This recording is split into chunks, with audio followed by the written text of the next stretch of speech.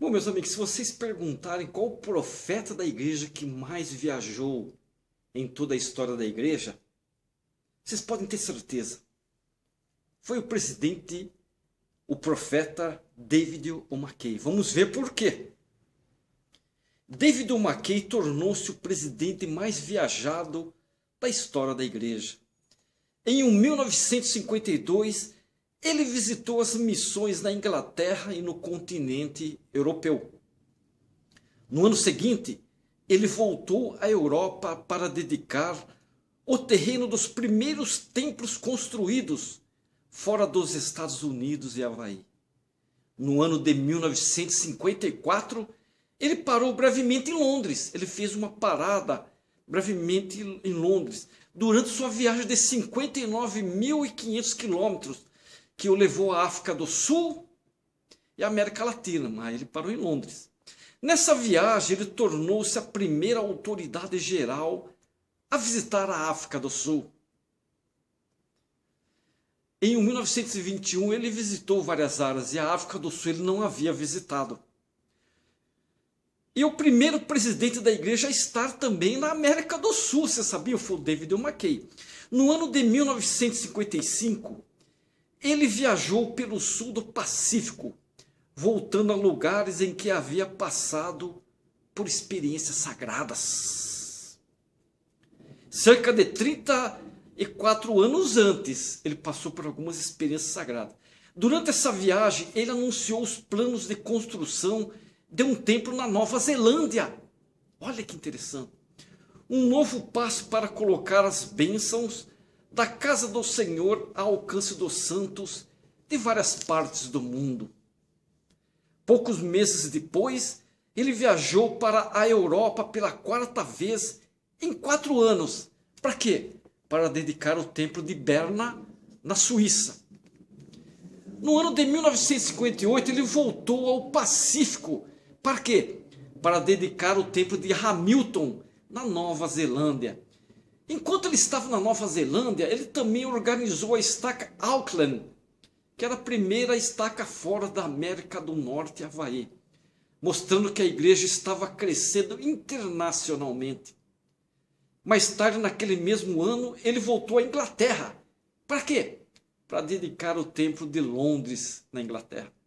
Aonde quer que fosse, o presidente McKay era recebido com amor e respeito, sempre.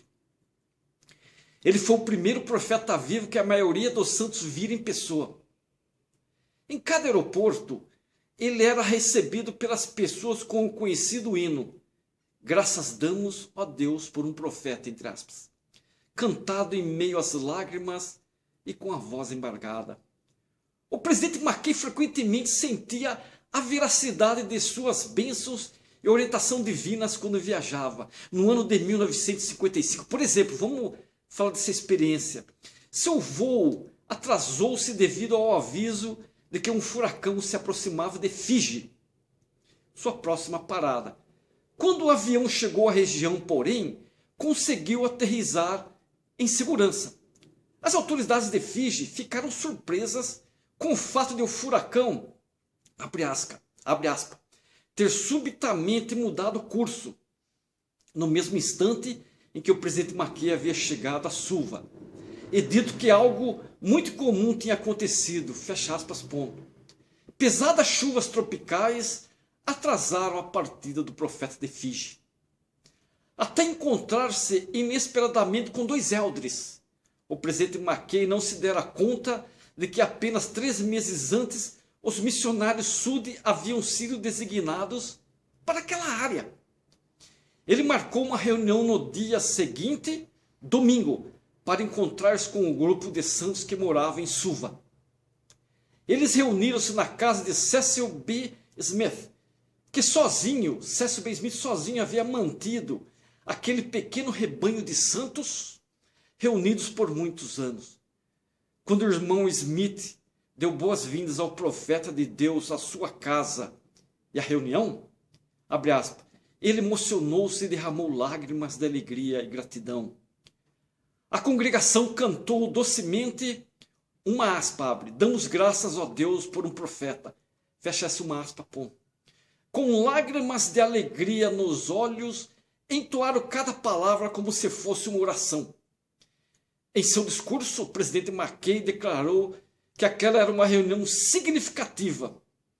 Ele explicou que não pretendera permanecer em Suva no domingo, porque seu roteiro de viagem previa que deveria estar em outro lugar entre Suva e Tonga. Mas tinha havido um atraso devido ao alerta do furacão. Ele explicou que não sabia que havia membros da igreja em Suva. Ele explicou que as circunstâncias haviam providenciado para que estivesse lá naquele dia para pregar o evangelho em Suva e iniciar a edificação do reino de Deus. Gostaram? Esse segundo vídeo? Interessante, né? Espero que vocês